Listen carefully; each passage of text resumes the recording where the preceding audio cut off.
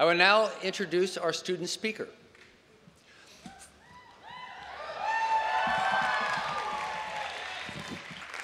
The class of 2015's commencement speaker is Stephanie Jean Leone.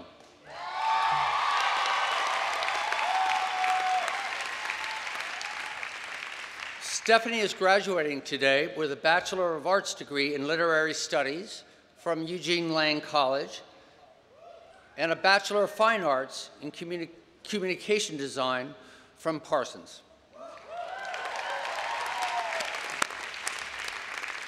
Her accomplishments in character embody the best qualities of the new school. During her time here, Stephanie has served as an academic fellow, worked as a designer in residence for the Free Press, participated on the university's cross-country team, and had her writing and art published in various publications. Ladies and gentlemen, please join me in welcoming our 2015 commencement student speaker, Stephanie Jean Leone.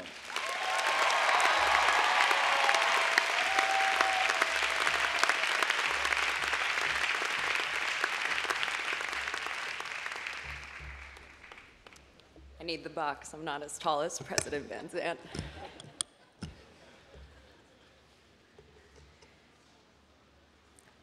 I remember my all-girls Catholic high school as a series of statistics.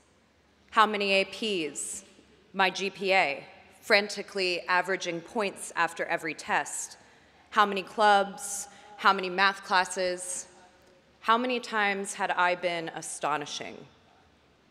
The women I studied with were brilliant, competitive, and eager to change the world, but we all operated under one goal: get into a respected college. I could not have realized then that my idea of what it meant to be intelligent and educated was warping. Dreams were lost in the swirl of those numbers. Worth became getting into an Ivy, becoming a doctor, rowing on an award-winning crew team, scoring high on the SAT. In my mission to impress an unknown college, I came to understand high school as a vendetta against the person I was trying to become, a struggle to find a space in which to fit. My spaces, the arts, were not always assigned the same value as the more quantifiable undertakings of a young student. Senior year, I had a lead role in our musical. A strict policy allowed for the removal of any student from her extracurriculars if she received a C+ or below on a progress report. Weeks before opening night, AP European History, a class I was only taking because I thought it made me look smart to colleges, almost cost me the show. Numbers determined my life for the rest of that year, and I set out to adjust what I wanted from the world so that it was more digestible for others, for me. When you are always growing and changing, fitting is not a pertinent state. I arrived to Lang in the fall of 2010 and eagerly absorbed everything about my new community: instruments, art, design, poetry, Marxism, theater, a city that waited for no one. By the end of my first year at Lang, I quit politics and remembered writing.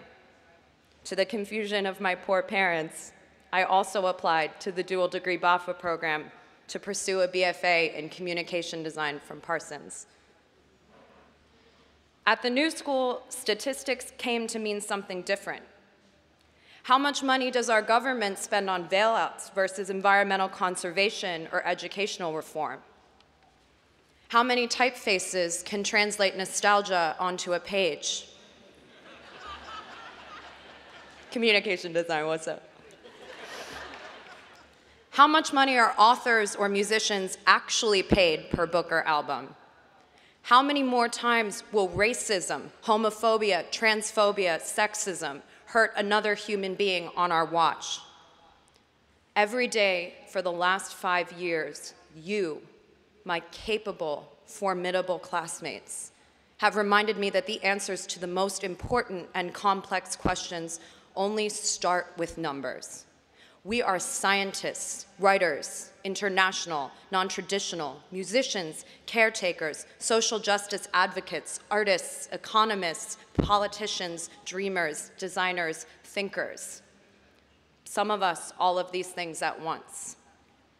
We create our own spaces, and we question those spaces our society deems worthy of time and attention.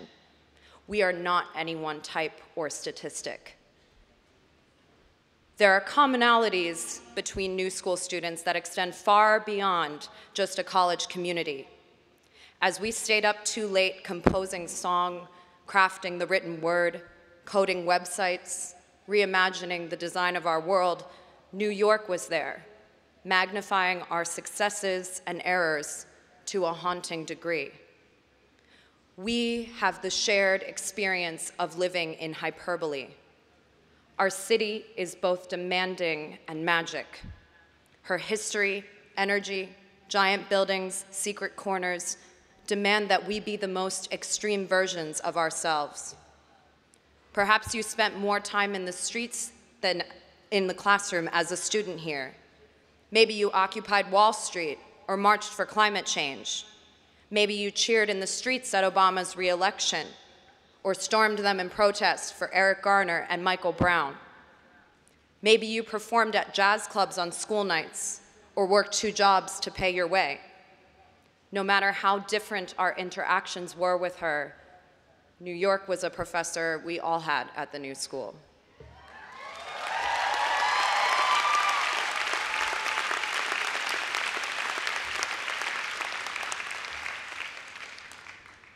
Deciding to pursue any creative field or to look at any field creatively is a risk no matter how comfortable you are associating yourself with such an identity. Much of our world still only values the idea of creativity. Worth is often measured by how high the potential profit is, not by what we need. We need communities that value ideas outside of money. Ugly Duckling Press, where I currently work, is a nonprofit publisher and, like the New School, it prizes ideas and community. The skills I acquired here at the New School taught me to speak the language of creative confidence, one that resists oppressive systems and sees problems as opportunities to exercise that language. Having studied here, I have found a community at Ugly Duckling that allows me both to affect change and live by my vocations. This is what the New School and, by extension, parts of New York have enabled us all to do. But outside of our accepting New School family, being champions of ideas and changing conversations won't be as easy as calling ourselves creative, progressive individuals. We have to be brave. We have to learn and teach fiercely. We have to remember the strength of community. Annie Dillard wrote, "What can any artist set on fire but his world?